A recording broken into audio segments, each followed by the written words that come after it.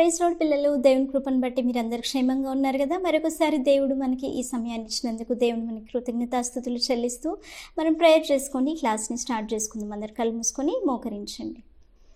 పరిశుద్ధుడా, పరలోకమందున్న మా తండ్రి, మీకు స్తోత్రములు నైనా. మరొకసారి ప్రభువా, మీరు మాకు ఇచ్చిన తరుణమును బట్టి తండ్రి మీకు వందనాలు, స్తోత్రములు చెల్లిస్తున్నాం నైనా. ఈ క్లాస్ అంతటిలో మీరు మాకు తోడుగా ఉండండి నైనా. బిడ్డలకి కావలసిన పరలోక దివ్య జ్ఞానం అనుగ్రహించి నైనా మీరే వారికి మీ కృపనిచ్చి నడిపించమని మా తండ్రి ప్రభువైన యేసుక్రీస్తు అతి పరిశుద్ధమైన నామంలో ప్రార్థించి వేడుకొంచున్నాం తండ్రి, ఆమెన్. ఈరోజు మనం చెప్పుకోబోతున్న లెసన్ యెరోబాము జెరబామ్. ఈ లెసన్కి సంబంధించిన బైబిల్ పోర్షన్ మొదటి రాజుల గ్రంథము 11వ అధ్యాయము 26వ వచనం నుంచి 14వ అధ్యాయము 20వ వచనం వరకు, 2 దినవృత్తాంతముల గ్రంథము 13వ అధ్యాయము first Kings chapter 11 verse 26 to chapter 14 verse 20, second Chronicles chapter 13. ఈ లెసన్కి సంబంధించిన మెమరీ వర్సెస్ సామెతల గ్రంథము 10వ అధ్యాయము 19 నుంచి 21 వచనాలు. విస్తారమైన మాటలలో దోషముండక మానదు, తన పెదవులను మూసుకొనివాడు బుద్ధిమంతుడు. నీతిమంతుని నాలుక ప్రశస్తమైన వెండి వంటిది, భక్తిహీనుల ఆలోచన పనికి మాలినది. నీతిమంతుని పెదవులు అనేకులకు ఉపదేశించును, బుద్ధి లేకపోవుట చేత మూఢులు చనిపోవుదురు. Proverbs chapter 10 verse 19 to 21. Sin is not ended by multiplying words, but the prudent hold their tongues. The tongue of the righteous is choice silver, but the heart of the wicked is of little value. The lips of the righteous nourish many, but fools die for lack of sense. So ఈరోజు మనం నేర్చుకోబోతున్న యెరోబాము, ఈ వ్యక్తి ఎవరంటే ఈయన సొలొమోన్ యొక్క దాసుడు అనమాట. అయితే ఇజ్రాయేల్ రాజ్యం రెండుగా విభజింపబడిన తర్వాత ఇజ్రాయేలీలకి ఉన్నటువంటి మొట్టమొదటి రాజు యెరోబాము అనమాట. యాక్చువల్గా ఇజ్రాయేల్ రాజ్యము విభజింపబడడానికి, అది 2 పార్ట్స్గా అవ్వడానికి గల కారణం ఏంటంటే, మనం హిస్టారికల్గా కొంచెం ముందుకు వెళ్తే యాక్చువల్గా సౌలు మొదటి రాజు, సౌలు, దావీదు ఇంకా సొలొమోను పరిపాలిస్తున్న సమయంలో ఇజ్రాయెల్ రాజ్యము అంటే 12 గోత్రములన్నీ కూడా కలిపి ఒకే రాజ్యంగా ఉన్నవన్నమాట. అయితే దావీదు తర్వాత సొలొమోను రాజుగా అయ్యాడు, అది మనకి తెలిసిన విషయం. అయితే ఈ సొలొమోన్ యాక్చువల్గా స్టార్టింగ్ అతను పరిపాలన చేస్తున్న సమయంలో అతడు దేవుని చిత్తానుసారంగానే అతడు పరిపాలించాడు. అతడు స్టార్టింగ్ చాలా మంచిగా ఉన్నాడనమాట. అతడు దేవుని నుండి జ్ఞానం నడుకొని జ్ఞానం చొప్పున రాజ్యాన్ని పరిపాలించాడు. దేవుడు అతన్ని ఆశీర్వదించి మంచి జ్ఞానంను ఐశ్వర్యం ఇచ్చాడు. ఇంకా అతను దేవుని చిత్తానుసారంగా మందిరంని కట్టించాడు. మందిరంలో దేవుని యొక్క మహిమ దిగి వచ్చింది. ఇంకా దేవుని యొక్క విధులను బట్టి ఆయన యాజకులని నియమించి అక్కడ యాజక ధర్మం జరిగించడం, అవన్నీ ఆయన స్టార్టింగ్ కరెక్ట్గానే చేశాడనమాట. అయితే తర్వాత సమయంలో ఏం జరిగిందంటే, సొలొమోను ఫరో యొక్క కూతుర్ని ఆయన వివాహం చేసుకుంటాడనమాట. ఇంకా అదే సమయంలో అంతేకాకుండా 700 మంది రాజకుమార్తెలు, ఇంకా 300 మంది ఉపపత్నులను, మొత్తము 1000 మంది భార్యలని అతను పెళ్లి చేసుకుంటాడనమాట. వారందరూ కూడా అన్యులైన స్త్రీలు అనమాట. సో వీళ్ళందరూ ఏం చేస్తారంటే అతని హృదయాన్ని దేవుని వైపు నుండి త్రిప్పివేస్తారు, అన్య దేవతల వైపు అతని హృదయాన్ని తిప్పివేస్తారనమాట. కానీ అయినా కూడా దేవుడు అతన్ని హెచ్చరిస్తాడు, నువ్వు అన్య దేవతలని వెంబడించకూడదు అని చెప్పినప్పటికీ కూడా అతను దేవుని చిత్తానుసారంగా నడుచుకోడు, కానీ అతడు తనకి ఇష్టానుసారంగానే అతడు జీవిస్తాడనమాట. ఇంకా తన భార్యల కోసం యెరూషలేము యొక్క ఎదురుగా కొండల మీద అతను బలిపీఠములను కట్టిస్తాడనమాట. ఈ విధంగా దేవునికి దృష్టికి అతను హేయకరమైన పాపంలో అతను చేస్తాడనమాట. ఇంకా అదే సమయంలో దేవుడు అతన్ని, దీన్ని బట్టి దేవుడు అతన్ని ఏమని హెచ్చరిస్తాడంటే, నువ్వు నాకు ఇష్టానుసారంగా దావీదు వలె నువ్వు జీవించట్లేదు కాబట్టి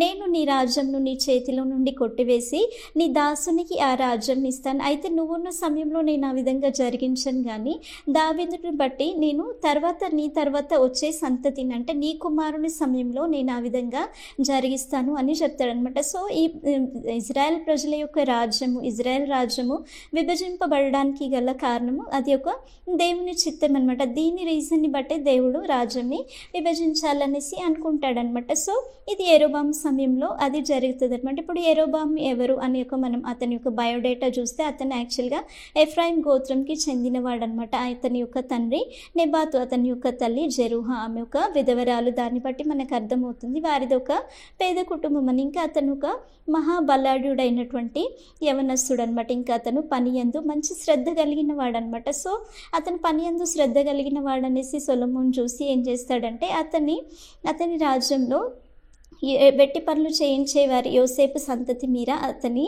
అధికారిగా నియమిస్తాడనమాట. ఈ విధంగా ఉంటున్న సమయంలో ఒకరోజు ఈ యొక్క యెరోబాము యెరూషలేము నుండి వెళ్తూ ఉంటాడనమాట. ఆ సమయంలో దేవుని యొక్క ప్రవక్త అయిన అహియా అతనికి ఎదురుపడతాడనమాట. ఆ పొలంలో వీళ్ళిద్దరు తప్ప ఇంకెవరు ఉండరనమాట. అయితే అహియా ఒక కొత్త వస్త్రంని అతను ధరించుకొని ఉంటాడు. అహియా ఏం చేస్తాడంటే అతని కొత్త వస్త్రంని ఆయన 12 ముక్కలుగా చేస్తాడనమాట. యాక్చువల్గా అక్కడ 12 ముక్కలు అంటే 12 గోత్రంలోకి, ఇజ్రాయెల్ గోత్రంలోకి అది సాదృశ్యం అనమాట. ఆయన 10 ముక్కలను తీసుకొని యెరోబాం చేతిలో పెట్టి వీటిని నువ్వు తీసుకో అనేసి చెప్తాడనమాట. చెప్పేసి అక్కడ ఏమని చెప్తాడంటే దేవుడైన యెహోవా ఏమని సెలవిస్తున్నాడంటే ఈ ప్రజలు నన్ను విసర్జించి వాళ్ళు ఏం చేశారంటే వీళ్ళు సీదోనీయుల దేవత అయినటువంటి అష్తారోతుని, ఇంకా మోయాబీల దేవత అయినటువంటి కేమోష్ను, ఇంకా అమోనీయుల దేవత అయినటువంటి మిల్కోమ్ను వారు సేవిస్తున్నారు, వాటికి మొక్కుతున్నారు. వారు నన్ను విసర్జించున్నాడు. సొలొమోను తన తండ్రి చేసిన విధంగా నా చిత్తానుసారంగా అతడు జీవించట్లేదు కాబట్టి నేను అతని చేతిలో నుండి రాజ్యంను కొట్టివేసి 10 గోత్రములను నీకు ఇస్తున్నాను. దావీదును బట్టి ఇంకా నేను యెరూషలేముని కోరుకున్న దాన్ని బట్టి ఒక గోత్రము నేను దావీదు సంతతి వారికి ఉండనిస్తాను. అయితే ఈ సమయంలో అది పూర్తిగా జరగదు. ఎందుకంటే నేను దావీదుని కోరుకున్న కారణాన్ని బట్టి, యెరూషలేముని కోరుకున్న కారణాన్ని బట్టి ఇప్పుడు బొత్తిగా నేను ఆ రాజ్యంని కొట్టివేయను, కానీ సొలొమోను ఉన్న దినముల వరకు రాజ్యం ఎలాగుందో అలాగే ఉంటుంది. అయితే సొలొమోను తర్వాత అతని కుమారుడైన రెహబాము వచ్చినప్పుడు రాజ్యంను కొట్టివేసి 10 గోత్రములు నీకు ఇస్తాను. ఇంకా దావీదుని బట్టి నేను యెరూషలేముని కోరుకున్న కారణాన్ని బట్టి ఒక్క గోత్రము దావీదు సంతతి అయినటువంటి రెహబాంకి ఉండనిస్తాను అనేసి ఆ విధంగా చెప్తాడనమాట. చెప్పి ఏమని చెప్తాడంటే ఇప్పుడు దావీదు నన్ను ఏ విధంగా అనుసరించి నడిచాడో నువ్వు కూడా ఆ విధంగా నన్ను అనుసరించి నడవాలి అని చెప్తాడనమాట. అంటే దేవుడు ఏమని చెప్తాడంటే నేను నిన్ను కోరుకున్నాను కాబట్టి నీ కోరిక చొప్పున నువ్వు ఇజ్రాయెల్ ప్రజలని పరిపాలించు. అయితే నువ్వు నా ఆజ్ఞలను విని నా మార్గంను అనుసరించి నా దృష్టికి యోగ్యమైనది చేసినట్లయితే దావీదుకి అతని సంతతికి ఏ విధంగా అయితే నేను సింహాసనంను రాజ్యంను స్థిరపరిచానో నీకు కూడా నీ సంతతికి కూడా నేను ఆ విధంగా రాజ్యంను స్థిరపరుస్తాను అనేసి అక్కడ యెరోబాముతో అహియా ప్రవక్త ద్వారా దేవుడు సెలవిస్తాడనమాట. ఈ విషయం తెలుసుకున్న సొలొమోను ఏం చేస్తాడంటే ఇంకా యెరోబాముని చంపివేయాలనుకుంటాడు. అయితే యెరోబాముని చంపివేయాలనుకున్న విషయం యెరోబాముకి తెలిసినప్పుడు అతడు అక్కడి నుంచి పారిపోయి ఐగుప్తు రాజు అయినటువంటి షీషక్ దగ్గరికి వెళ్ళిపోయి సొలొమోను చనిపోయే వరకు కూడా ఇంకా ఆయన అక్కడే ఉంటాడనమాట. కొంతకాలం తర్వాత సొలొమోను చనిపోయిన తర్వాత ఏం జరుగుతుందంటే ఇప్పుడు అతని కుమారుడు రెహబాం కదా. సో ఇజ్రాయెల్ ప్రజలు ఏం చేస్తారంటే ఈ రెహబాంని రాజుగా చేయడానికి ఈ ఇజ్రాయెల్ ప్రజలందరూ కూడా ఆయనని షెకెంకి తీసుకొని వెళ్తారనమాట. ఈ విషయము యెరోబాంకి తెలుస్తుంది, ఏమని సొలొమోను చనిపోయాడు అనేసి ఆ విషయం అతనికి తెలుస్తుంది అనమాట. సో అతను ఐగుప్తు నుండి తిరిగి మళ్ళీ అతను యెరూషలేముకి వచ్చేస్తాడనమాట. అయితే ఇంకా యెరోబాము ఇంకొంతమంది ఇజ్రాయెల్ ప్రజలు వాళ్ళు ఏం చేస్తారంటే ఈ రెహబాం దగ్గరికి వెళ్ళి ఏమని చెప్తారంటే నీ తండ్రి అయిన సొలొమోను మా మీద ఒక భారమైన కాడిని పెట్టి మాకు కఠినమైన దాస్యంని విధించాడు. అయితే నువ్వు నీ తండ్రి పెట్టిన ఆ భారమైన కాడిని, కఠినమైన దాస్యత్వంని నువ్వు సులువు చేసినట్లయితే, దాన్ని తగ్గించినట్లయితే మేము మీకు దాసులమై ఉంటాము అనేసి ఆ విధంగా వాళ్ళు చెప్తారనమాట. ఎందుకంటే సొలొమోను నిజంగానే అతను ట్యాక్స్ అది ప్రజల నుండి తీసుకునేవాడు కాబట్టి ప్రజలకు ఆ సమయంలో ఇబ్బందిగానే ఉందన్నమాట. సో ఆ విధంగా వాళ్ళు రెహబాంని వాళ్ళు రిక్వెస్ట్ చేస్తారనమాట. సో రెహబాం చెప్తాడు సరే 3 దినముల తర్వాత మీరు రండి అని చెప్పేసి రెహబాం ఏం చేస్తాడంటే సొలొమోన్ సమయంలో కొంతమంది పెద్దలు ఉంటారు కదా, వారిని ఆయన విచారణ చేస్తాడనమాట. ప్రజలు ఈ విధంగా అడుగుతున్నారు కాబట్టి మనం ఏం చేద్దాం అన్నప్పుడు వాళ్ళు చెప్తారు నువ్వు వారితో మృదువుగా మాట్లాడు, వారు చెప్పిన ప్రకారంగానే నువ్వు చేయి, నువ్వు ఆ విధంగా ఉన్నప్పుడు చేస్తే వాళ్ళు నీకు దాసులుగా ఉంటారు అనేసి ఆ విధంగా వాళ్ళు చెప్తారనమాట. కానీ రెహబాం ఏం చేస్తాడంటే ఆ పెద్దల యొక్క మాటని ఆయన కొట్టివేస్తాడు. తనతో సరి సమానంగా పెరిగిన యవనస్తులు ఎవరైతే ఉంటారో వారి నుండి ఆయన కౌన్సిలింగ్ తీసుకుంటాడనమాట. వారి ఆలోచన తీసుకుంటాడు. వారిని అడిగినప్పుడు వాళ్ళు ఏమని చెప్తాడంటే నువ్వు ప్రజలతో చెప్పు, నా తండ్రి నడుము కంటే కూడా నా చిటికిన వేలు పెద్దగా ఉంటుంది, నేను ఇంకా భారమైన కాడిని ఇంకా మీ మీద మోపుతాను, నా తండ్రి చుబకములతో మిమ్మల్ని శిక్షించాడు కానీ నేను మిమ్మల్ని కొరడాలతో కొడతాను అనేసి ఆ విధంగా చెప్పు అని అంటాడు. అంటే చుబకములతో అంటే అయినా స్టిక్తో వారిని దండించాడు, కానీ ఈయన ఏకంగా కొరడాలతోనే కొడతానని చెప్పమనేసి ఆ విధంగా వాళ్ళు చెప్తున్నారనమాట. ఇంకా ఇదే విషయంని 3 రోజుల తర్వాత వచ్చిన ఇజ్రాయెల్ ప్రజలతో ఈ యొక్క రెహబాం చెప్తాడనమాట. నేను ఇంకా మీ భారంని పెంచుతాను కానీ మీ భారంని తగ్గించను అనేసి చెప్తాడనమాట. నా తండ్రి నడుము కంటే నా చిటికిన వేలు చాలా గొప్పగా ఉంటుంది. అంటే నడుము కంటే చిటికిన వేలు పెద్దగా ఉంటుందా? ఉండదు కదా. కానీ ఆ విధంగా చెప్తున్నాడంటే అర్థం ఏంటి? ఇంకా భారమైన కాడినే పెడతానని చెప్తున్నాడు కానీ తగ్గించను అని చెప్పట్లేదనమాట. సో అట్లా ఆయన చెప్పినప్పుడు ఇజ్రాయెల్ ప్రజలు ఏం చేస్తారంటే వారికి చాలా బాధ అనిపిస్తుంది. ఈ విషయాలు వారికి అనుకూలంగా అనిపించవు. కాబట్టి వాళ్ళు ఏం చేస్తారంటే సరే మీరు మీ గుడారాలకి వెళ్ళిపోండి, ఇంక ఇజ్రాయెల్లారా మీరు మీ గుడారాల్లోనికి వెళ్ళిపోండి, ఇంకా ఈ యొక్క దావీదు సంతతి వారితో ఇంకా ఈ యొక్క యెష్షయి కుమారులతో మనకి ఎటువంటి సంబంధం లేదు అనేసి వాళ్ళు వెళ్ళిపోయి ఏం చేస్తారంటే ఈ యెరోబాంని, ఈ 10 గోత్రంలో ఇజ్రాయెల్ ప్రజలు యెరోబాంని వారి మీద రాజుగా నియమించుకుంటారనమాట. అంటే బెన్యామీన్ గోత్రము, యూదా గోత్రం తప్ప మిగతా 10 గోత్రాల వాళ్ళు యెరోబాంని వారి మీద రాజుగా నియమించుకుంటారనమాట. ఇప్పుడు రెహబాము ఓన్లీ యూదా గోత్రానికి ఇంకా బెన్యామీన్ గోత్రానికి రాజుగా ఉంటాడు. ఇక్కడ అహియా ప్రవక్త చెప్పిన ప్రవచనం అక్కడ నెరవేర్చబడుతుంది అనమాట. అంటే ఇక్కడ ఏమవుతుందంటే ఇజ్రాయెల్ ప్రజలు, ఇజ్రాయెల్ రాజ్యం 2గా విభజింపబడుతుంది. అక్కడ కింగ్డమ్ 2గా డివైడ్ అయిపోతుంది అనమాట. అయితే 10 గోత్రంలో యెరోబాము చేతి కింద ఉన్నవారు ఎవరైతే ఉన్నారో వారు ఇజ్రాయెల్ ప్రజలుగా పిలువబడతారు. ఇంకా మిగతా గోత్రములు ఏవైతే రెహబాం చేతి కింద ఉన్నాయో యూదా గోత్రం ఇంకా బెన్యామీన్ గోత్రం, అవి యూదా గోత్రంగా పిలువబడతాయి అనమాట. సో ఇక్కడి నుంచి డివిజన్ అనేది స్టార్ట్ అవుతుంది అనమాట. సో ఈ విషయము ఈ 10 గోత్రాల వాళ్ళు యెరోబాంని వారి మీద రాజుగా చేసుకున్నారని తెలుసుకున్నటువంటి రెహబాం ఏం చేస్తాడంటే తనతో కూడా కొంతమంది పరాక్రమం గల బలాఢ్యులను తీసుకొని యెరోబాంకి విరోధంగా అతను యుద్ధం చేయడానికి వెళ్తాడనమాట. ఏ విధంగానైనా తన రాజ్యము అతనికి తిరిగి రావాలనేసి రెహబాము యెరోబాంతో యుద్ధం చేయడానికి సిద్ధమవుతాడనమాట. ఆ సమయంలో దేవుడు షమయా అనే ప్రవక్తని పంపించి దేవుడు అక్కడ మాట్లాడతాడనమాట. ఏమని చెప్తాడంటే జరిగింది నా వల్లనే జరిగింది కాబట్టి మీరు మీ సహోదరులతో యుద్ధం చేయకూడదంటే సమస్తం దేవుని చిత్త ప్రకారంగానే అక్కడ దేవుడు జరిగించాడు కాబట్టి దేవుడు వారితో యుద్ధం చేయొద్దని చెప్తాడనమాట. కాబట్టి మీరు యుద్ధంని మానుకొని మీ ఇళ్ళకి మీరు వెళ్ళిపోండి అనేసి ఆ విధంగా దేవుడు వారికి సెలవిస్తాడనమాట. సో ఇంకా రెహబాము ఆ ప్రజలందరూ కూడా దేవునికి లోబడి, దేవుని మాటకు లోబడి వారు యుద్ధం చేయకుండా తిరిగి వెళ్ళిపోతారనమాట. ఇక్కడ ఈ యెరోబాం ఏం చేస్తాడంటే షెకెంలో పట్టణంను కట్టించి ఇంకా షెకెం నుండి ఎఫ్రాయిం మన్యంలోని షెకెం నుండి ఆయన ఇజ్రాయెల్ ప్రజల మీద పరిపాలించడం ఆయన స్టార్ట్ చేస్తాడనమాట. అయితే ఇప్పుడు ఇజ్రాయెల్ ప్రజలు దేవుణ్ణి ఆరాధించాలంటే వారు యెరూషలేంకి వెళ్ళవలసింది. ఎందుకంటే దేవుని మందిరం యెరూషలేంలో ఉంది. కానీ ఇప్పుడు యెరూషలేంలో ఎవరు ఉంటారు? రెహబాం ఉంటాడు. ఎందుకంటే యెరూషలేం నుండి అతను పరిపాలిస్తాడు. సో ఇప్పుడు యెరోబాం ఏమనుకుంటాడంటే ఇప్పుడు ఇజ్రాయెల్ ప్రజలు యెరూషలేంకి వెళ్ళి దేవుణ్ణి ఆరాధించడానికి వెళ్తున్న సమయంలో ఈ యొక్క ప్రజల హృదయము ఆయన తట్టు తిరుగుతుందేమో, వారు ఆయన తట్టు తిరిగి నన్ను చంపి ఇంకా తిరిగి వారు రెహబాంను వారి మీద రాజుగా అతన్ని నియమించుకుంటారేమో, తిరిగి రాజ్యము దావీదు యొక్క సంతతి చేతిలోనికి వెళ్ళిపోతుందేమో అనేసి ఆ విధంగా అతను తన హృదయంలో ఆలోచించుకొని ఏం చేస్తాడంటే ఆయన చాలా యుక్తిగా ప్రవర్తిస్తాడనమాట. ఆయన ఏం చేస్తాడంటే ఇంకా ఈ ప్రజలు యెరూషలేంకి వెళ్ళకుండా, అంటే మందిరం అక్కడ ఉంది కాబట్టి అక్కడికి వెళ్ళకుండా ఏ విధంగా వారు ఇక్కడే ఆరాధించడానికి చూడాలి అనేసి ఏం చేస్తాడంటే 2 బంగారు దూడలను ఆయన తయారు చేస్తాడనమాట. తయారు చేయించేసి వాటిని ఒకటి దానిలో ఇంకొకటి బేతేలులో వాటిని నిలబెడతారంటే ఇక్కడ నుండి అక్కడి వరకు ఇంకా ప్రజలు ఎక్కడికి వెళ్ళకుండా ఒకటి దానిలో ఒకటి బేతేల్లో రెండింటిని నిలబెట్టి ఇంకా ఇజ్రాయెల్ ప్రజలతో ఏమని చెప్తాడంటే మీరు యెరూషలేంకి వెళ్ళడం చాలా కష్టము కాబట్టి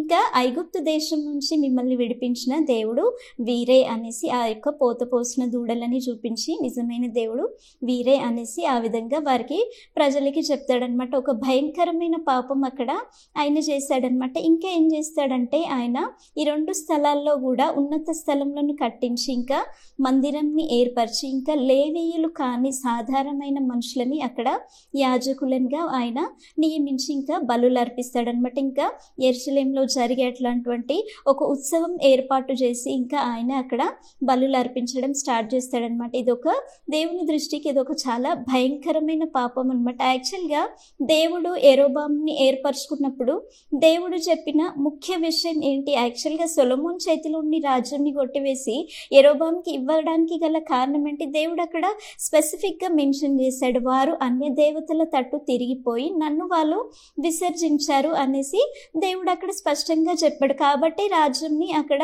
విభజిస్తున్నట్టుగా దేవుడు చెప్పాడు. అంటే దావీదుని బట్టి కొట్టివేయకుండా అతని సంతతికి ఒక గోత్రంని ఇచ్చాడు. కాబట్టి ఇప్పుడు ఈ యొక్క యెరొబాము ఏం చేయాలి? ఆయన దేవుని మార్గంలో నడవాలి. ఇంకా ప్రజలను కూడా దేవుని తట్టు తిప్పి దేవుని మార్గంలో వారిని నడిపించాలి. కానీ ఇక్కడ ఏం చేశాడు?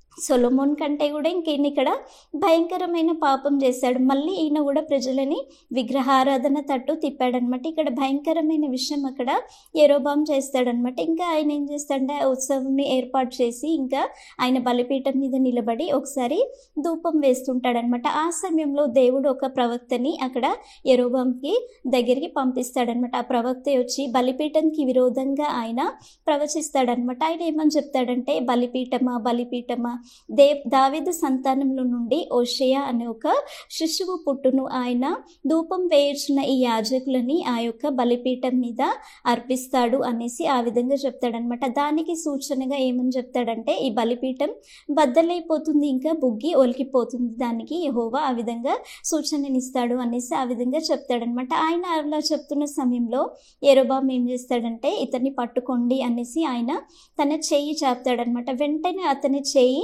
ఎండిపోతుంది అనమాట. ఇంకా అది వెనకకి తీసుకోవడానికి దానికి శక్తి లేకుండా అయిపోతుంది అనమాట. ఇంకా ఈ యొక్క ప్రవక్త ప్రవచించిన విధంగానే దేవుడు అక్కడ సూచనని కనబరుస్తాడు. అక్కడ ఉన్న బలిపీఠం బద్దలైపోతుంది, ఇంకా దానిలోని బుగ్గంతా కూడా అక్కడ ఒలికిపోతుంది అనమాట. ఆ విధంగా జరిగినప్పుడు ఈ యొక్క యెరొబాము భయపడి ఏం చేస్తాడంటే, అతని చేయి బాగా అవడానికి ఆయన మళ్ళీ ఆ ప్రవక్తను వేడుకుంటాడు. నువ్వు దేవుని దగ్గర ప్రార్థన చేయమన్నప్పుడు తిరిగి ఆయన దేవుణ్ణి వేడుకున్నప్పుడు యెరొబాము యొక్క చెయ్యి బాగైపోయి ఇంకా ఆయన అక్కడ స్వస్థత పొందుకుంటాడనమాట. ఆ సమయంలో యెరొబాము ఏమని చెప్తాడంటే, నువ్వు నీ అలసటను తీర్చుకొని నా ఇంటికి వచ్చి అన్నపానములను పుచ్చుకొని అలసట తీర్చుకొని వెళ్ళు అన్నప్పుడు ఆ యొక్క ప్రవక్త ఏమని చెప్తాడంటే, నేను నీ ఇంటిలో సగం ఇచ్చినా కూడా నేను నీ ఇంటి లోపలికి నేను రాను, ఎందుకంటే దేవుడు ఇక్కడ అన్నపానములను పుచ్చుకోవద్దనేసి ఇంకా వచ్చిన మార్గం గుండా వెళ్ళకూడదనేసి నాకు సెలవై ఉంది కాబట్టి నేను రాను అనేసి ఆయన వచ్చిన మార్గం గుండా వెళ్ళకుండా బేతేలు నుండి ఇంకొక మార్గం గుండా అతను వెళ్తాడనమాట. అక్కడ ఏం జరుగుతుందంటే, బేతేలులో ఒక ముసలి ప్రవక్త ఇంకొక అతను ఉంటాడనమాట. ఈ జరిగిన విషయాలన్నిటిని కూడా తెలుసుకొని అతను ఏం చేస్తాడంటే, తన కుమారుల ద్వారా గాడిదలకి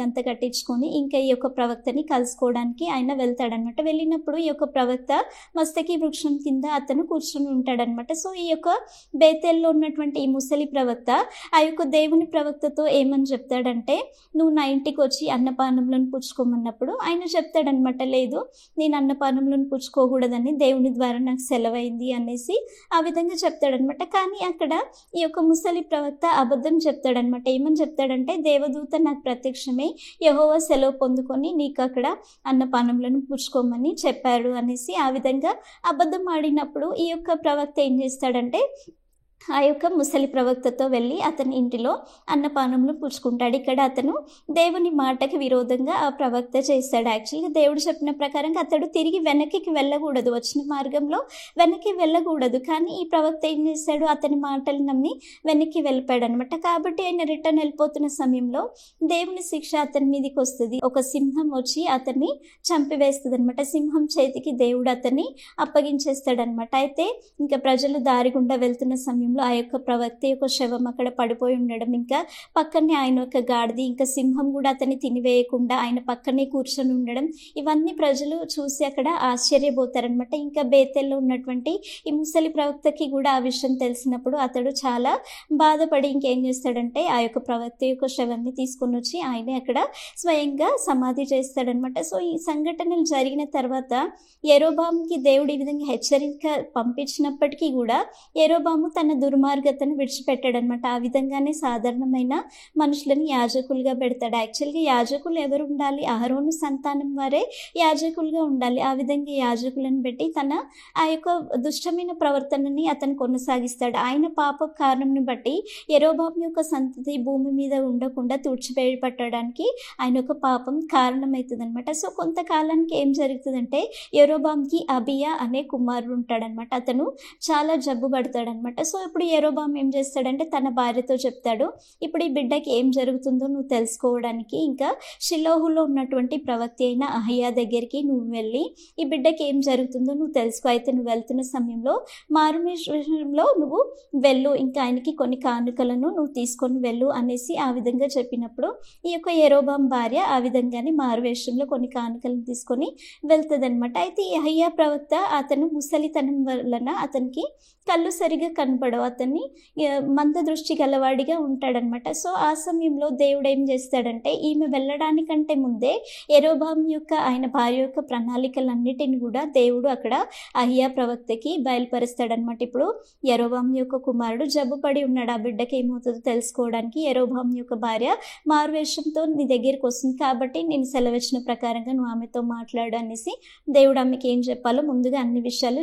అహయ్యా ప్రవక్తకి చెప్పి ఉంచుతాడనమాట. సో ఇప్పుడు అంతలోనే యెరోబాము భార్య అక్కడికి వస్తుంది అనమాట. కాలు చప్పుడు వినేసి ఇంకా అహయ్యా ప్రవక్త అంటాడు, యెరోబాము భార్య నువ్వు లోపలికి రా అన్నప్పుడు ఆమెకి స్టన్ అయిపోతుంది కదా, షాకింగ్ ఉంటుంది. ఎందుకంటే ఆమె మారువేషంలో వచ్చింది, ఇంకా అదే సమయంలో ఆ ప్రవక్తకి కళ్ళు కనబడవు, అయినా కూడా ఎలా తెలిసిపోయింది అనేసి ఆమెకి షాకింగ్ ఉంటుంది కదా. అప్పుడు అహయ్యా అంటాడు, మారువేషం ద్వారా నువ్వు నా దగ్గరికి రావాల్సిన అవసరం ఉంది, అయితే కఠినమైన మాటలు నీకు చెప్పాలనేసి దేవుడు నాకు సెలవిచ్చాడు అనేసి ఆ విధంగా అహయ్యా ప్రవక్త దేవుడు సెలవిచ్చిన మాటలు ఆమెకు చెప్పడం స్టార్ట్ చేస్తాడనమాట. ఆయన ఏమని చెప్తాడంటే, దేవుడని యెహోవా ఏమని సెలవిచ్చాడంటే, నువ్వు యెరోబాముతో వెళ్ళి చెప్పు, సాధారణమైన మనుషుల నుండి నేను నిన్ను ఏర్పరచుకొని ఇజ్రాయెల్ ప్రజలు నా ప్రజల మీద రాజుగా ఉండనట్లుగా నిన్ను హెచ్చించి వారి మీద నేను అధికారిగా నేను నియమించాను. కానీ నువ్వు నా దృష్టికి పాపం చేసావంటే నా ఆజ్ఞ చొప్పున నా మాటల చొప్పున నువ్వు నడవకుండా నా దృష్టికి పాపం చేసి ముందున్న వారికంటే కూడా నువ్వు అధికమైన పాపం చేసావు, నువ్వు పోతపోసిన విగ్రహములను నువ్వు నిలిపావు అనేసి ఆ విధంగా యెరోబాముతో చెప్పు. కాబట్టి ఆయన చేసిన పాపంని బట్టి ఇప్పుడు యెరోబాము యొక్క సంతతి ఉండకుండా తుడిచివేయబడుతుంది, అంటే యెరోబాము యొక్క సంతతి అంతా కూడా నిర్మూలం చేయబడుతుంది. యెరోబాము యొక్క సంతానంలో ఎవరైతే మగవారు ఉన్నారో వారు ఘనులేమి అల్పులేమి వారందరూ కూడా చంపబడతారు. ఇంకా పట్టణంలో చంపబడిన వారి శవములు కుక్కలు తినివేయను, ఇంకా భూమి బయట చనిపోయిన వారి శవములు పక్షులు తినివేయును అనేసి, అంటే ఇంకా ఎవరి శవములు కూడా సమాధిలోనికి చేర్చబడవు. ఇప్పుడు జబ్బు పడిన బిడ్డ ఎవరైతే ఉన్నాడో అతని యొక్క శవమే ఆ యొక్క సమాధిలో చేర్చబడుతుంది. ఇజ్రాయెల్ ప్రజలు అతని శవంని సమాధిలో పెడతారు, వారు అంగలారుస్తారు అనేసి ఆ విధంగా చెప్తాడనమాట. చెప్పేసి యెరోబాము తాను పాపం చేయడమే కాదు, ఇంకా ఇజ్రాయెల్ ప్రజలు పాపం చేయడానికి కూడా ఆయన కారణమయ్యాడు. కాబట్టి దేవుడు యూఫ్రటీస్ నది అవతలికి వారిని చెదరగొట్టబోతున్నాడు అనేసి ఆ విధంగా చెప్తాడనమాట. ఇప్పుడు నువ్వు పట్టణం లోపలికి నీ పాదంలో పెట్టిన వెంటనే నువ్వు కుమారుడు చనిపోతాడు అనేసి ఆ విధంగా సెలవిచ్చినప్పుడు ఇంకా యెరోబాము భార్య అక్కడ నుంచి వెళ్ళిపోతుంది అనమాట. ఆమె పట్టణం యొక్క లోగిటి వద్దకి ఆమె వచ్చిన వెంటనే అక్కడ తన కుమారుడు చనిపోతాడు. ఇంకా ఈ ప్రవక్త చెప్పిన ప్రకారంగానే ఇజ్రాయెల్ ప్రజలు అతని విషయం అంగలార్చి అతన్ని సమాధిలో పెడతారనమాట. యెరోబాము యొక్క ఏలుబడిలోని 18వ సంవత్సరంలో యూదా వారి మీద అబియా అనే రాజు ఏలడం ప్రారంభిస్తాడనమాట. యాక్చువల్గా యెరోబాము యొక్క కుమారుడు ఇందాక చనిపోయినట్టు మనం విన్నాం కదా, అతని పేరు కూడా అబియా, ఇక్కడ యూదా రాజు పేరు కూడా అబియా. సో మీరు ఇక్కడ కన్ఫ్యూజ్ కాకూడదు. ఈ యూదా రాజు అయినటువంటి అబియా మీకాయ కుమారుడు అనమాట. సో ఈయన యూదా వారి మీద పరిపాలించడం ప్రారంభిస్తాడనమాట. ఆ సమయంలో ఈ యొక్క యూదా వారికి ఇంకా ఇజ్రాయెల్ వారికి, అంటే ఈ యొక్క యెరోబాముకి ఇంకా అబియాకి వీరిద్దరికి మధ్యలో యుద్ధం జరుగుతుంది అనమాట. ఆ యుద్ధంలో అబియా వాళ్ళ దగ్గర ఈ యూదా వారి దగ్గర 4 లక్షల మంది ఉంటారు, ఇంకా యెరోబాము పక్షంన అక్కడ 8 లక్షల మంది పరాక్రమం కలిగిన వాళ్ళు ఉంటారనమాట. సో వీరిద్దరూ యుద్ధ సన్నద్ధులైనప్పుడు ఈ యొక్క యూదా రాజు అయినటువంటి అబియా ఈ యొక్క యెరోబాముకి ఇంకా ఇజ్రాయెల్ ప్రజలతో ఏమని చెప్తాడంటే, యెరోబామా ఇజ్రాయెల్ ప్రజలారా నా మాటని మీరు వినండి, మీరు యూదా సంతతి అయినటువంటి దేవుని రాజ్యంతో మీరు యుద్ధం చేస్తున్నారు, కాబట్టి మీరు దేవుని విసర్జించిన వారిగా ఉన్నారు, మీరు చూడడానికి గొప్ప సైన్యంగా ఉన్నారు. ఇంకా యెరోబాము చేయించినటువంటి 2 బంగారు దూడలు మీ మధ్యలో ఉన్నాయి, ఇంకా లేవీయులు కానటువంటి ఇంకా అహరోను సంతానం కానటువంటి సాధారణమైన మనుషులు మీ మధ్యలో వారు యాజకులుగా ఉన్నారు, వారు దైవములు కాని వాటికి వారు యాజకులై ఉన్నారు. కానీ మేము మాత్రము దేవుణ్ణి విసర్జించిన వారం కాదు, యెహోవా యెహోవాయే మాకు దేవుడై ఉన్నాడు, ఆయన మా పక్షంన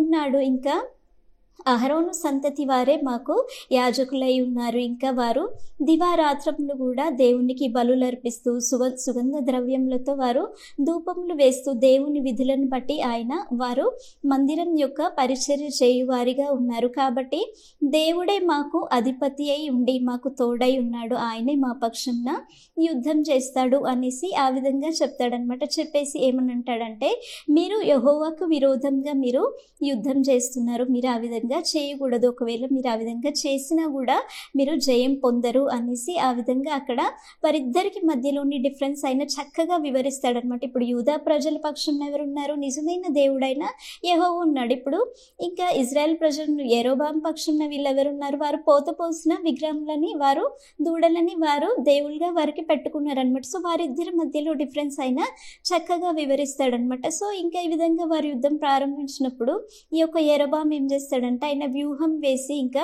ఈ యూదా వారికి ముందుకి వెనకలికి మధ్యలో మాటుగండ్లని వారికి సెట్ చేసి పెడతారనమాట. అయితే యుద్ధం జరుగుతున్న సమయంలో ఈ యూదా ప్రజలు వెనకకి తట్టి తిరిగి చూసినప్పుడు వారి చుట్టూ మొత్తం ఇంకా ఇజ్రాయెల్ ప్రజలే ఉంటారు, మాటుగండ్లే ఉంటారనమాట. ఆ సమయంలో వారు మధ్యలో ఇరిగిపోయిన వారిగా ఉంటారు. ఆ సమయంలో వారు ఏం చేస్తారంటే ఇంకా దేవుడైన యెహోవాకి అక్కడ మొరపెడతారనమాట. మొరపెట్టిన సమయంలో ఇంకా యాజకులు అక్కడ గొప్ప బూరలు ఊది ఇంకా వారు ఆర్భాటం చేస్తారనమాట. ఆ విధంగా చేసినప్పుడు స్వయంగా దేవుడే వారి పక్షంన యుద్ధం చేస్తారనమాట. ఇంకా దేవుడు అక్కడ ఆ యొక్క ఇజ్రాయెల్ సైన్యంని మొత్తినప్పుడు ఈ యూదా వారి ఎదుట ఇజ్రాయెల్ ప్రజలు ఓడిపోతారనమాట. ఆ సమయంలో ఇంచుమించుగా 5 లక్షల మంది అక్కడ చంపబడతారనమాట. ఇజ్రాయెల్ యొక్క సంఖ్య చాలా తగ్గించబడుతుంది అనమాట. గొప్ప జయంని అక్కడ యూదా వారికి దేవుడు ఇస్తాడు. ఎందుకంటే దేవుణ్ణి వారు ఆశ్రయించారు కాబట్టి, దేవుడే వారిని, యెహోవానే వారికి నిజమైన దేవుడుగా వారు పెట్టుకొని ఉన్నారు కాబట్టి దేవుడే అక్కడ వారికి స్వయంగా జయమిస్తాడనమాట. ఇంకా ఈ అబియా రాజు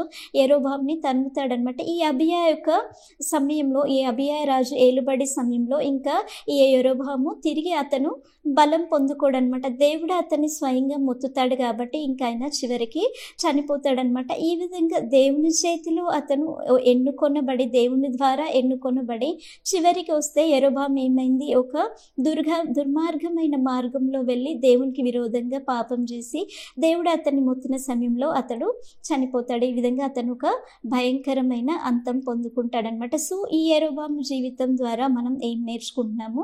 ఇప్పుడు మనం కొన్ని విషయాలని చూసుకుందాం. యెరోబాం జీవితంలో నుంచి మనం ఫస్ట్ నేర్చుకుంటున్న పాయింట్ ఏంటంటే, దేవుడు అతి బీద వారిని కూడా లేవనెత్తి వారిని రాజులుగా నియమించగల సమర్థుడు అనమాట. కానీ మానవుడు దేవుని కృపని నష్టపరుచుకున్నప్పుడు దేవుడు వారిని క్రిందికి తీసుకువస్తాడు అనేసి మనం నేర్చుకుంటాం అనమాట. ఇక్కడ యెరోబాం జీవితంలో మనం అదే నేర్చుకుంటున్నాం. యాక్చువల్గా యెరోబాము ఒక పేద కుటుంబానికి చెందినవాడు. ఇంకా అదే సమయంలో అతను ఒక దాసుడు. ఆ దాసుడైనటువంటి వ్యక్తిని దేవుడు రాజుగా ఉండవలసిన మొత్తం రాజ్యంలో ఎక్కువ భాగము యెరోబాంకి ఇచ్చాడు. యాక్చువల్గా దావీదు సంతానంకి చెందవలసిన రాజ్యం అంతటిలో ఎక్కువ భాగంని తీసి యెరోబాంకి ఇచ్చాడు. ఏకంగా 10 గోత్రములు, 1 కాదు 2 కాదు, 10 గోత్రముల మీద యెరోబాంని దేవుడు రాజుగా నియమించాడు. అంత పేద స్థాయి నుంచి ఒక ఉన్నతమైన స్థానానికి దేవుడు యెరోబాంని హెచ్చించాడు. కానీ యెరోబాం ఏం చేశాడు? అతను దేవుని విరోధంగా అతను పాపం చేశాడు. రాజ్యం ఎక్కడ నా చేతిలో నుండి వెళ్ళిపోతుందేమో, సింహాసనం ఎక్కడ నేను కోల్పోతానేమో అనేసి ఒక భయంతో ఏం చేశాడు? ప్రజలని పాపం వైపు నడిపించాడు. తాను పాపం చేశాడు, ప్రజలని పాపం వైపు నడిపించాడు. అంటే ప్రజలు దేవునికి దూరం అయిపోయినా పర్వాలేదు కానీ నాకు మాత్రం దూరం కాకూడదు అనేసి ఆయన దేవునికి విరోధంగా ప్రతిమలని నిలబెట్టి దేవుని నుండి ప్రజలని దూరం చేశాడు. తన స్వార్థం కొరకు అతను పాపం చేశాడు. కాబట్టి దేవుని కృపను అతడు నష్టపరుచుకున్నాడు. ఇప్పుడు దేవుడు అతనికి రాజ్యం ఇచ్చాడు కాబట్టి దేవుడు ఏ విధంగా అతన్ని నడిపించేవాడు కదా. కానీ అతడు దేవుడి మీద విశ్వాసం ఉంచలేదు, కానీ స్వార్థంగా ఆలోచించి దేవుని కృపను నష్టపరుచుకున్నాడు కదా. అది మనం లెసన్లో విన్నాం. సో ఇప్పుడు ఆత్మీయంగా మనము కూడా పేదవారము, మనల్ని కూడా దేవుడు ఒక ఉన్నతమైన స్థానంలో నిలబెట్టాలనుకుంటున్నాడు. అంటే అక్షరార్థంగా దేవుడు మనల్ని రాజులుగా చేయాలనుకుంటున్నాడు అనుకుంటున్నారా? అది కాదు. అక్షరార్థంగా దేవుడు మనల్ని రాజులుగా చేయడం కాదు. ఇప్పుడు జనరల్గా మనం చూస్తే మొదటి మానవుడు ఆదాము. దేవుడు ఆదాముని సృష్టించినప్పుడు ఈ సృష్టి అంతటి మీద అతనికి ఏలుబడినిచ్చాడు. అతన్ని గొప్ప అధికారిగా దేవుడు నియమించాడు. ఇంకా అదే సమయంలో గొప్ప ఐశ్వర్యవంతుడిగా దేవుడు అతన్ని సృష్టించాడు. దేవుని గుణములను, దేవుని పోలికలను, దేవుని జీవంను దేవుడు అతనికి అనుగ్రహించాడు. అవి కలిగి ఉండడమే కదా గొప్ప ఐశ్వర్యం. సో ఆ విధంగా సృష్టించిన మానవుడు ఎప్పుడైతే పాపం చేశాడో ఈ సృష్టి మీద అతడు అధికారంని కోల్పోయాడు. ఆత్మీయంగా అతడు దేవుని పోలికలని, జీవంని నష్టపరుచుకొని ఆత్మీయంగా ఒక పేదవాడిగా, దరిద్రుడిగా మారిపోయాడు అనమాట. సో ఈ దారిద్ర్యంలో ఉన్న మానవుని ఆత్మ సంబంధంగా దారిద్ర్యంలో ఉన్న మానవునికి జీవం ఇచ్చి అతన్ని ఐశ్వర్యవంతుడిగా చేసి తిరిగి దేవుడు తనతో పాటు పరలోకంలో ఉన్నత స్థానంలో నిలబెట్టుకోవడానికి యేసుక్రీస్తు దరిద్రులమైన మన కొరకు ఆయన ఈ లోకంలో శరీరధారిగా దరిద్రుడుగా ఈ లోకంలోనికి వచ్చి మన కొరకు ఆయన సిలువలో మరణించాడు. ఎప్పుడైతే మనం క్రీస్తుని అంగీకరిస్తామో ఆయన పోలికలను, ఆయన జీవంని తిరిగి పొందుకొని మనం ఆత్మ సంబంధంగా ఒక ఐశ్వర్యవంతులుగా మారుతాం అనమాట. అంటే దేవుని పోలికను, ఆయన పరిశుద్ధతను, విశ్వాసము, ప్రేమను వాటన్నిటిని పొందుకొని దినదినం వాటిలో వర్ధిల్లుతూ ఐశ్వర్యవంతులుగా మారుతామన్నమాట. ఇంకా చీకటిలో నుండి ఆశ్చర్యకరమైన వెలుగులోనికి దేవుడు మనల్ని పిలిచి రాజులైన యాజక సమూహంగా ఉండడానికి దేవుడు మనల్ని ఏర్పరచుకున్నాడు. కాబట్టి క్రీస్తుని అంగీకరించినప్పుడు ఏమవుతుంది, మనకు ఆత్మీయంగా మనం దేవునితో పాటు పరలోక స్థానంలో, ఒక ఉన్నత స్థానంలో ఉండగలుగుతాం అనమాట. కాబట్టే దేవుడు మనకి ఈ విధంగా ఒక రక్షణ మార్గంని ఏర్పాటు చేశాడు. అయితే ఎప్పుడైతే మనము ఈ యొక్క కృపని మనం అంగీకరించము, అంటే దేవుడు కృప ద్వారా ఇచ్చే రక్షణని మనం పొందుకోమో, ఆత్మీయంగా వాటన్నిటిని కూడా మనం నష్టపరుచుకున్న వారిగా ఉంటాం. కాబట్టి దేవుడిచ్చే రక్షణను, ఆత్మీయ సంబంధమైన విషయాలను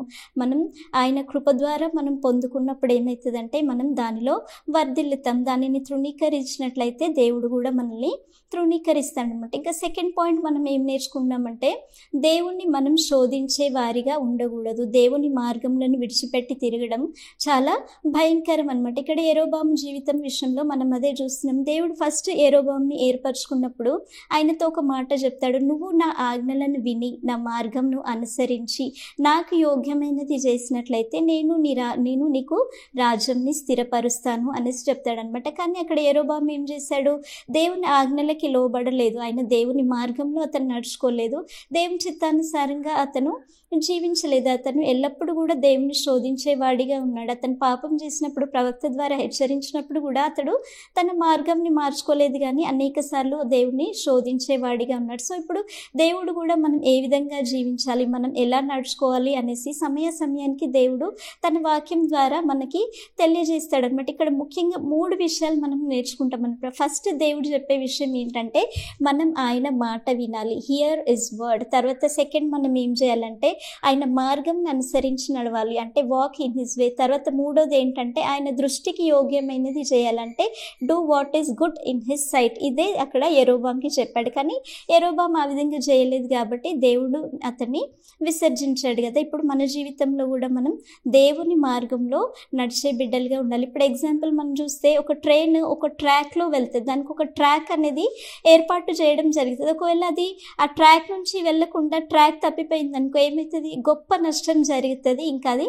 దాని గమ్యస్థానానికి చేరుకోలేదు. ఇప్పుడు మనకు కూడా దేవుడు ఒక మార్గంని నియమించాడు. మనం దాన్ని విని ఆ మార్గంలో వెళ్ళినట్లయితే దేవుని దృష్టికి అనుకూలమైన వారిగా జీవిస్తాం. లేకపోతే దేవుని మార్గంలో వెళ్ళకపోతే ఆత్మీయంగా మనం కూడా నష్టపోయిన వారిగా ఉంటాం. కాబట్టి మనం దేవుని చిత్తానుసారంగా నడుచుకునే బిడ్డలుగా మనం జీవించాలి. సో ఈ పాయింట్స్ అని మీకు అర్థమైంది కదా. మనం ప్రేయర్ చేసుకొని క్లాస్ని ముగించుకుందాం. పరిశుద్ధ దేవ, పరలోకమందున్న మా తండ్రి, మీకు స్తోత్రం నైనా. ఇప్పటివరకునైనా ఈ లెసన్ ద్వారా మీరు మాతో మాట్లాడుతున్న విధానంను బట్టి తండ్రి మీకు స్తోత్రం తండ్రి. అవును ప్రభా, యెరోబాము వలెనైనా మేము మీ ఆజ్ఞలను విసర్జించి నైనా మేము మీ చేత తృణీకరింపబడిన వారిగా ఉండకుండా మీ ఆజ్ఞలకి లోబడి ప్రభా మీ మార్గంను అనుసరించి నైనా మీ దృష్టికి యోగ్యమైనది చేసే బిడ్డలుగా మమ్మల్ని సిద్ధపరచమని మా తండ్రి ప్రభువైన యేసుక్రీస్తు అతి పరిశుద్ధమైన నామంలో ప్రార్థించి వేడుకొంచున్నాం తండ్రి. ఆమేన్.